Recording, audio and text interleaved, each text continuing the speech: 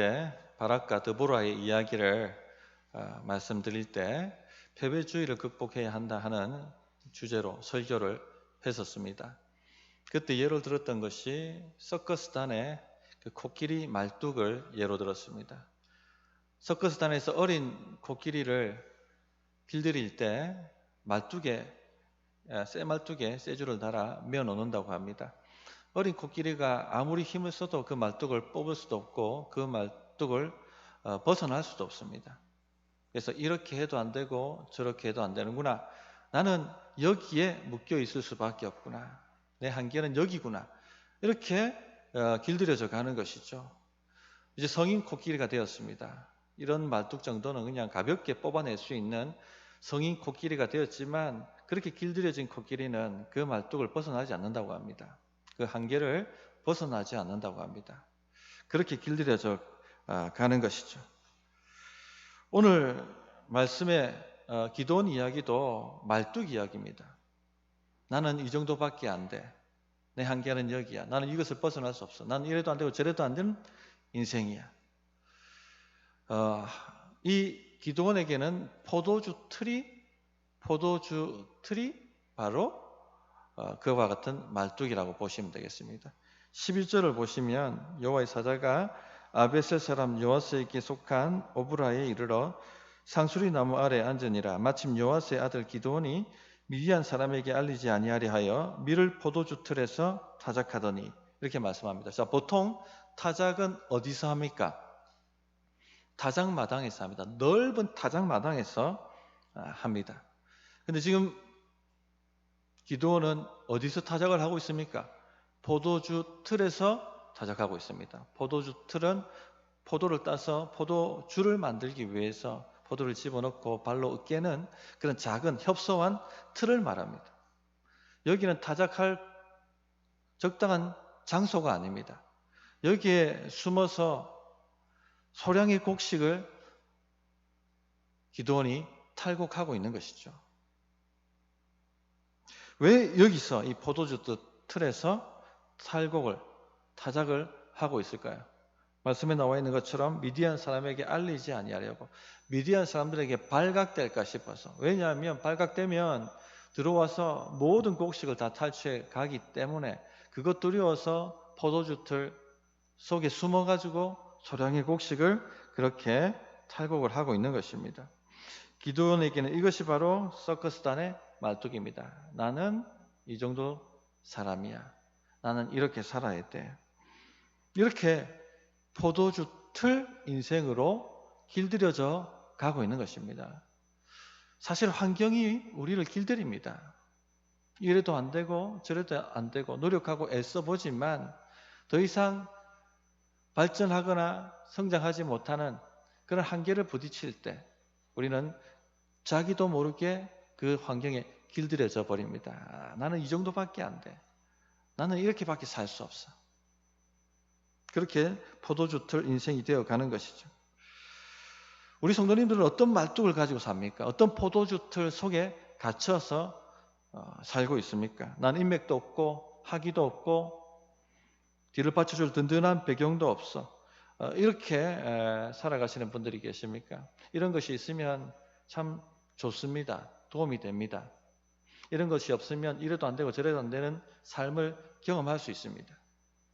그러다 보니까 자기도 모르게 그런 한계를 정하고 한계에 갇혀서 살아갑니다. 또 경제적 한계가 있을 수 있습니다. 참 아이디어도 많은데 자본이 없어서 뭔가를 이루지 못하는, 그래서 늘 좌절하고 그것을 극복하지 못하는 그런 삶을 살 수도 있습니다. 이래도 안 되고 저래도 안 되는 말뚝 인생이죠. 또 어떤 분들은 관계의 포도주틀 속에 갇혀 사시는 분들이 있습니다. 나는 사람하고 갈등하는 게 너무 싫다. 그래서 아예 만남 자체를 하지 않는, 갈등이 발생할 수 있는 것은 아예 시도조차 하지 않는, 그렇게 자신을 포도주틀 속에 가두어서 살아가시는 분들도 있습니다. 또 나는 지난주 목회 칼럼에 썼지만은 사람들한테 말 듣는 거 싫다. 그래서 아예 아무것도 안 하는, 그렇게 자신을 포도주틀 속에 집어넣고 이 소량의 곡식을 얻기 위해서 살아가는 사람처럼 그렇게 사시는 분들도 있습니다. 그런데 그렇게 살면 소량의 곡식을 얻고 살아갈 수는 있을 겁니다. 더 이상 성장과 발전은 없죠. 정복은 없습니다. 그래서 우리가 벗어나야 합니다.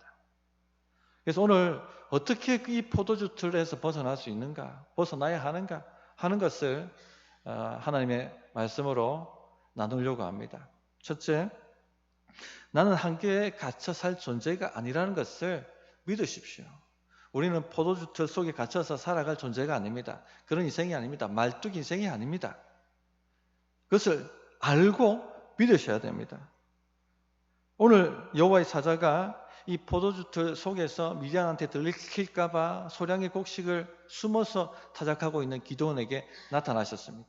그리고 하는 말씀이 무엇입니까? 12절을 보시면 여호와의 사자가 기드온에게 나타나 이르되 큰 용사여 여호와께서 너와 함께 계시도다. 큰 용사여. 지금 포도주 틀 속에서 숨어가지고 이 소량의 곡식을 타작하고 있는 기드온하고는 매칭이 되지 않는 말씀입니다. 즉 이 말이 무엇입니까? 기드온 너 뭐하고 있는 거야?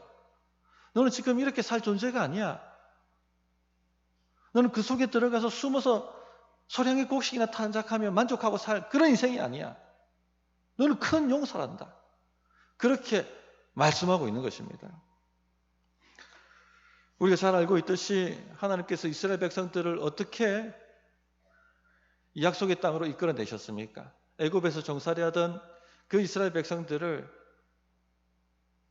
하나님의 권능의 팔로 건져내셨습니다. 홍해를 믿음으로 건너가게 만드셨습니다. 그게 보통 일입니까? 광야에서 만나와 메추라기로 살게 하셨고 믿음으로 그 광야를 건너 약속의 땅 가나안을 정복하게 만드셨습니다.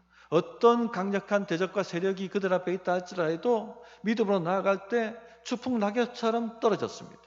강력한 여리고 성도 무너졌죠. 아무도 이스라엘에게 대적할 수 없었습니다. 그들은 천하무적이었습니다. 그렇게 약속의 땅을 정복하고 차지하고 있었습니다. 나머지 정복되지 않은 땅을 차지하라고 명령하셨습니다.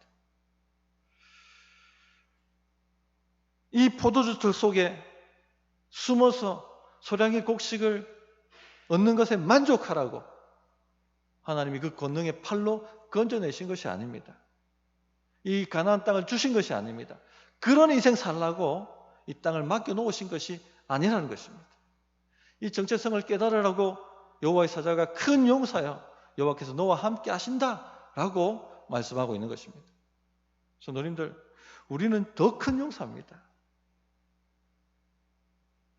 이스라엘 백성들은 어린 양의 피를 문 임방과 좌우 설주에 발라서 홍해를 건넜고 가나안 땅으로 들어왔습니다. 우리는 그 정도가 아니라 예수 그리스도의 피로 죄와 사망의 홍해를 건넜습니다. 예수 그리스도의 피로 영적 바로인 마귀의 권세를 이기고 하나님께로 돌아온 사람들입니다. 우리가 보통 사람들이 아니에요. 더 큰 용사들입니다. 로마서 8장 2절에 이는 그리스도 예수 안에 있는 생명의 성령의 법이 죄와 사망의 법에서 너를 해방하였습니다. 우리는 죄와 사망의 바다를 걷는 사람들입니다. 보통 사람들이 아닙니다. 사도행전 26장 18절에 그 눈을 뜨게 하여 어둠에서 빛으로 사탄의 권세에서 하나님께로 돌아오게 하시고 우리 영적 바로인 마귀에게서 벗어나 하나님께로 돌아온 사람들입니다. 영적 바로인 마귀를 박살낸 사람들입니다. 보통 사람들이 아니라는 것입니다. 이 하나님의 크신 권능으로 죄와 사망의 홍해를 건너게 하시고 마귀의 권세를 박살내게 하셔서 이 땅을 정복하게 하셨는데 도대체 누구를 두려워하고 무슨 한계가 있겠습니까? 포도주 틀에 갇혀 살 인생으로 살라고 주님이 그 십자가에서 보배로운 피를 흘리신 것이 아닙니다. 우리는 그 정도의 사람들이 아니란 얘기입니다. 이것을 믿으셔야 됩니다. 내가 주님 안에서 어떤 존재가 되었는가 하는 것을 믿으셔야 됩니다.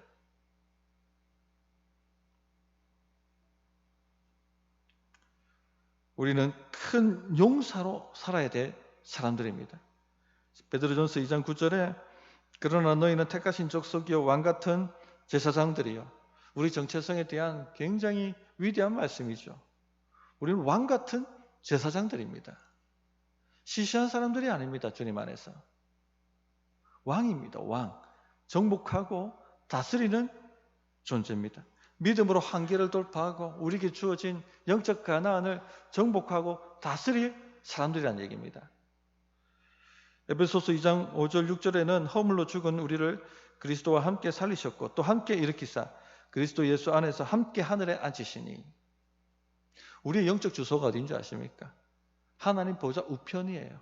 함께 하늘에 앉히시니. 그래서 우리의 기도가 파워가 있는 것입니다. 우리의 기도가 한계를 돌파하고 세상을 뒤흔드는 것입니다. 너희가 내 이름으로 무엇을 구하든지 내가 행하리니. 이것이 바로 우리의 영적 주소입니다. 성도님들, 난 이렇게 살아야 돼. 난 이렇게밖에 살 수 없어. 내 환경이 이렇잖아. 혹시 그렇게 포도주틀 속에서 숨어 살고 계시진 않습니까? 생각부터 바꾸십시오. 생각이 그러하면 삶이 그렇게 됩니다. 생각이 그러하면 믿음이 그렇게 되고 그렇게밖에 살 수가 없게 되는 겁니다. 내가 주님 안에서 어떤 존재가 되었는가 하는 것을 믿고 입술로 고백하시기를 바랍니다. 나는 이 포도주 틀에 갇혀 살 존재가 아니야. 나는 이 영적 가난을 정복할 사람이야. 나는 왕 같은 제사장이야. 나의 영적 주소는 하나님 보좌 우편에 있다. 그렇게 자기를 바라보시기를 바랍니다. 이것부터 하셔야 됩니다. 이것이 되기 전에는 발전은 없습니다. 벗어남은 없습니다. 두 번째, 한계의 원인이 무엇인지를 찾아야 합니다. 까닭 없이 고난이 오는 것이 아니죠. 까닭 없이 실패를 반복하는 것이 아닙니다. 뭔가 문제가 있기 때문에 그렇게 되는 것입니다. 그래서 원인을 찾아야 됩니다. 13절 말씀을 보시면 기드온이 왜 내가 이렇게 살아야 되는가? 와, 나는 이렇게 살 수 없는가? 하는 것을 늘 질문하고 살았다는 것을 짐작케 하는 내용이 나옵니다. 13절 한번 보십시오. 기드온이 그에게 대답하되 오 나의 주여 여호와께서 우리와 함께 계시면 어찌하여 이 모든 일이 우리에게 일어났나이까? 또 우리 조상들이 일찍이 우리에게 이르기를 여호와께서 우리를 애굽에서 올라오게 하신 것이 아니냐 한 그 모든 이적이 어디 있나이까? 이제 여호와께서 우리를 버리사 미디안의 손에 우리를 넘겨주셨나이다 하니 어찌하여 이 모든 일이 우리에게 일어났나이까? 그 모든 이적이 어디 있습니까? 하나님의 사자가 큰 용사여 여호와께서 너와 함께 하시는도다 라고 말씀하자 바로 탁 하고 질문하는 겁니다. 늘 이런 질문을 품고 살았다는 것이죠. 하나님이 함께 하시는데 왜 이렇게 됩니까? 하나님이 함께 하시는데 왜 이런 일이 일어납니까? 이런 질문을 하고 살았다는 것입니다. 성도님들 이런 질문을 하고 사십니까? 왜 성경 말씀하고 현실이 다릅니까? 예수를 믿으면 그 배에서 생수의 강이 흘러나리라고 하셨는데 도대체 왜 내 삶에는 그런 영적 승리가 없습니까? 성령이 임하시면 너희가 권능을 받고 너희 한계를 뛰어넘어 땅끝까지 나를 증거하는 증인이 될 것이라고 말씀하셨는데 왜 나의 삶은 이 틀을 벗어나지 못합니까? 그렇게 질문하고 계십니까? 이런 질문이 없으면요 발전이 없습니다. 벗어날 수가 없습니다.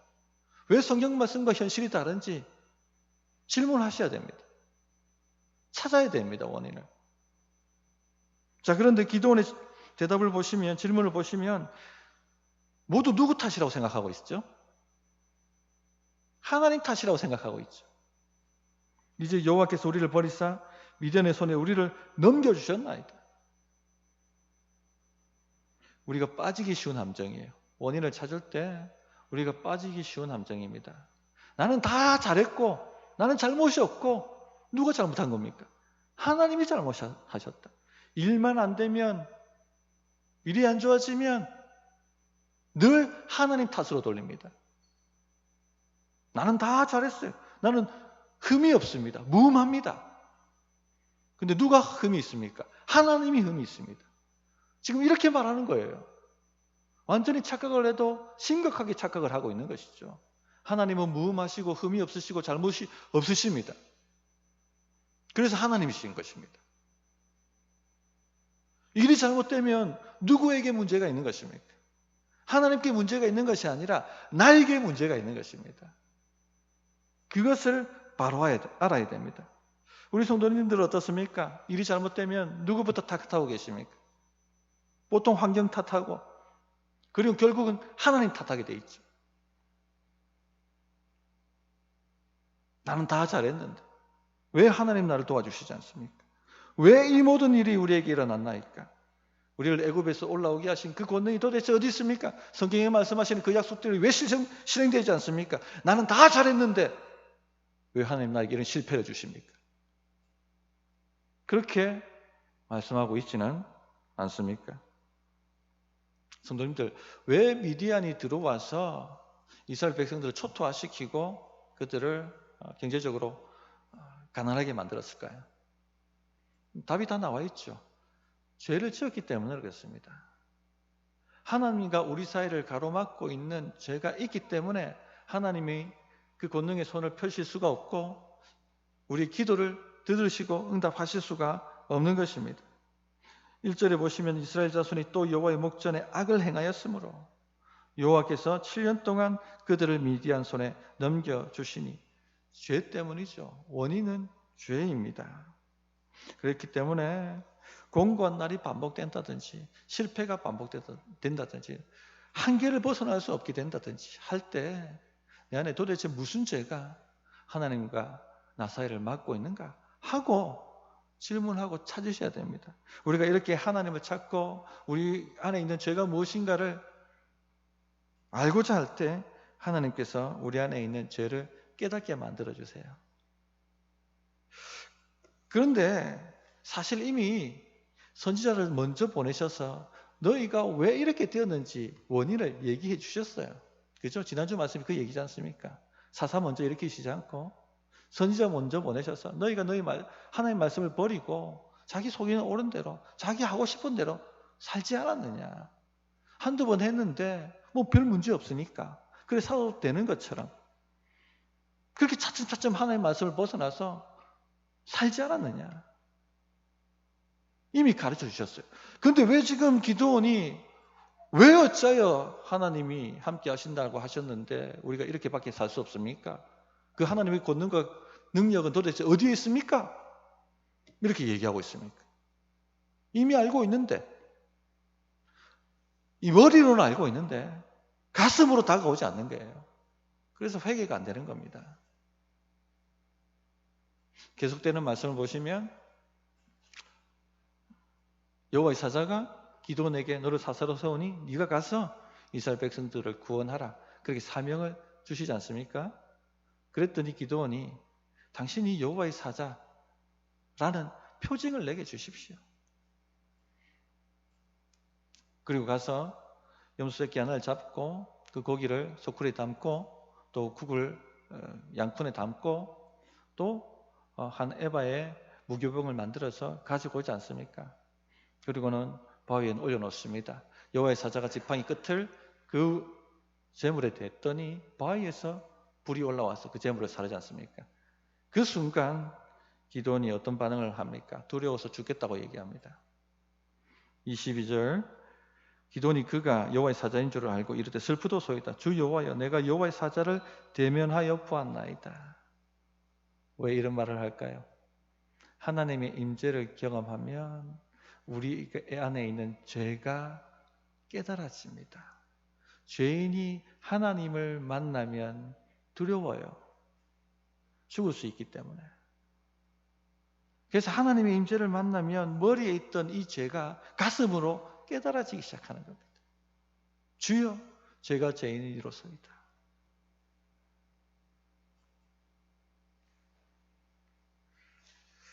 나중에 보시면 알겠지만 기돈 집안은 바알과 아세라 섬기는 집안입니다. 다음 단락의 말씀들을 읽어보십시오. 그 아버지 집에 바알의 제단이 있었고 또 아세라 목상을 갖추고 있는 집안이었습니다. 우상 숭배 집안이었습니다. 성도님들, 그 고난에는 다 이유가 있습니다. 가슴으로 못 깨달아서 그런 거예요. 그런데 우리가 하나님 찾고 그 이유가 무엇인지를 주님 앞에 구하면 하나님께서 그것을 깨닫게 만들어 주십니다. 그것이 깨달아지면 바알과 아세라 찍어내듯이 그것을 찍어내야 됩니다. 자, 다음 단락을 한번 읽어보시면 다음 주 설교할 것입니다만 이 하나님과의 만남 후에 깨달음 후에 기도원이 무엇합니까? 바로 바알 제단 허물고 아세라 목상 찍어서 하나님 제단 쌓고 그 목상 나무로 번제드리는 겁니다. 찍어내버리는 것입니다. 그래 하고 난 이후에 이 기도원의 한계가 돌파되는 거예요. 이 포도주 틀 인생에서 정복하는 인생으로 바뀌는 것입니다. 자, 세 번째, 한계에 대한 도전을 해야 합니다. 자, 하나님께서 우리 정체성을 깨닫게 만드시고 그러고 난 다음에 원인이 무엇인지, 우리 안에 있는 죄가 무엇인지도 깨닫게 만드십니다. 그 다음 해야 될 일이 뭡니까? 이제 그 한계를 돌파하는 것입니다. 피하는 것이 아니라 그 한계를 돌파하게 만드는 것이죠. 자, 이 한계를 가져왔던 그게 뭡니까? 미디안입니다. 미디안. 그 미디안을 쳐서 이기라고 말씀하고 계십니다. 14절이 그 내용이죠. 여호와께서 그를 향하여 이르시되 너는 가서 이 너희의 힘으로 이스라엘을 미디안 손에서 구원하라. 내가 너를 보낸 것이 아니냐 하시니라. 너는 가서 이 너희의 힘으로, 도대체 무슨 힘으로 하라고 하시는 거예요? 이 누구의 힘입니까? 너의 힘이라고 하셨는데 하나님이 주시는 너의 힘으로 하라고 하시는 것이죠. 하나님께서 우리에게 무엇을 하라고 말씀하실 때 절대 그냥 보내시지 않습니다. 하나님의 능력을 부으십니다. 하나님의 은혜를 부으십니다. 절대 우리 혼자의 힘으로 감당하라고 보내시지 않습니다. 재물이 필요하면 재물을 갖다 부으실 것이고요. 지혜가 필요하면 지혜를 갖다 부으실 것이고 능력이 필요하면 능력을 갖다 부으실 것입니다. 어떤 사회적 위치가 필요하면 사회적 위치를 부으실 것입니다. 우리가 할 일은 뭡니까? 믿고 그 말씀대로 가는 것입니다. 그러면 되는 것이죠. 그러나 대부분의 사람들이 그렇게 하듯이 주저합니다. 기도원도 주저하고 있어요. 15절을 보시면 그러나 기도원이 그에게 대답하되 오 주여 내가 무엇으로 이스라엘을 구원하리이까? 보소서 나의 집은 므낫세 중에 극히 약하고 나는 내 아버지 집에서 가장 작은 자니이다. 기도원은 여전히 하나님을 보지 않습니다. 자신을 봅니다. 하나님, 내가 무엇이 그에게 있어야 된다라고 말하고 있습니다. 왜? 하나님의 능력은 눈에 안 보이니까. 사람은 눈에 보이는 무엇이 있어야 한다라고 늘 하나님께 이야기합니다. 내가 무엇으로 이들을 구원하리까? 한마디로 이런 거죠. 하나님, 제가요? 남이 해주기를 바랍니다. 그러나 하나님은 네가 해. 네가 주는 능력으로 네가 돌파해야 돼. 네가 한계를 극복해야 돼. 남이 알아서 해주는 게 아니야.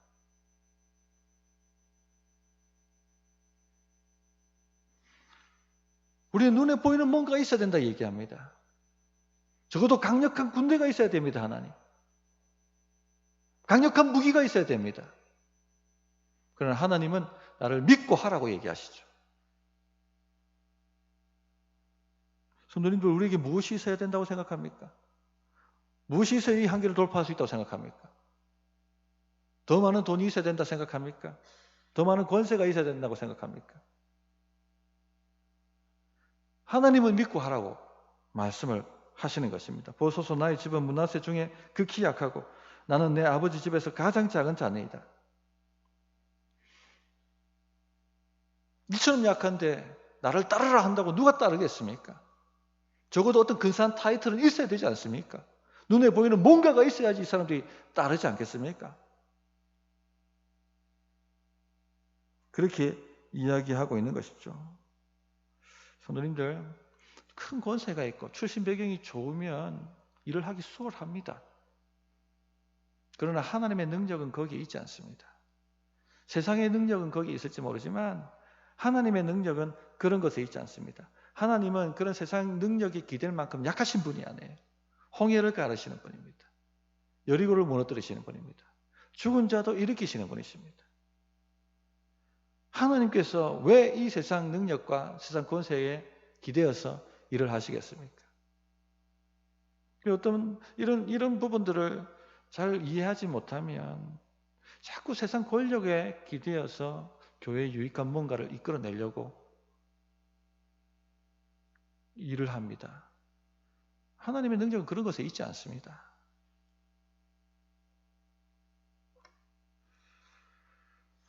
하나님은 자신만 믿고 갈 사람들을 사용하시는 것입니다. 그런 사람들이 한계를 돌파하고 인생을 바꾸고 환경을 바꾸는 그런 역사를 일으키죠.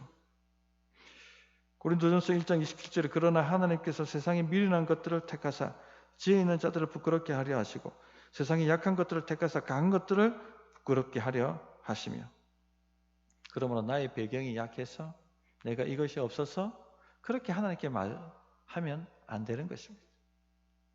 하나님이 하라고 하시면 그냥 믿고 가는 것입니다. 배경이 중요한 것도 아니고 이 세상 권세가 중요한 것도 아닙니다. 중요한 것은 믿음입니다.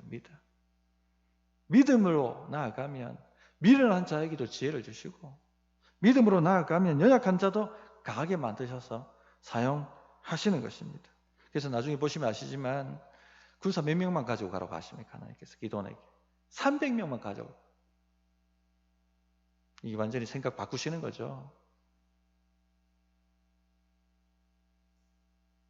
무엇의 능력이 있는지 알려주시기 위해서 300명만 데리고 가서 그 수많은 미디안을 쳐서 무찌르게 만들어 버리시는 것입니다. 성도님들, 우리 무기는 뭘까요? 무엇이 있어야 된다고 우리 성도님들 생각하고 계십니까? 많은 재물, 거창한 학력, 이 세상에 삐까번쩍한 권세, 인맥, 배경, 생각을 바꾸십시오. 우리의 무기는 믿음입니다. 믿음. 하나님이 함께 하신다는 믿음입니다. 이 세속화된 시대에 이것을 보여주셔야 돼요. 하나님이 역사하신다는 것을 보여주어야 합니다. 그런 믿음의 인생들이 다 되셨으면 합니다. 말씀을 정리하겠습니다. 우리는 환경이라는 어떤 포도주 틀에 갇혀 있을 수가 있습니다. 나는 이렇게밖에 안 되고 난 이렇게 살 수밖에 없어. 그렇게 길들여질 수가 있어요. 서커스단의 코끼리처럼 말뚝 인생으로 살아가게 될 수 있습니다. 생각부터 바꾸십시오. 우리는 이런 존재가 아닙니다. 이런 존재 되려고 주님께서 십자가에서 피 흘려 죽으신 것이 아닙니다. 우리는 이 영적 가난을 정복할 사람들입니다. 이기고 승리할 사람들입니다. 그럼에도 불구하고 이래도 안 되고 저래도 안 됩니까? 원인을 찾으십시오.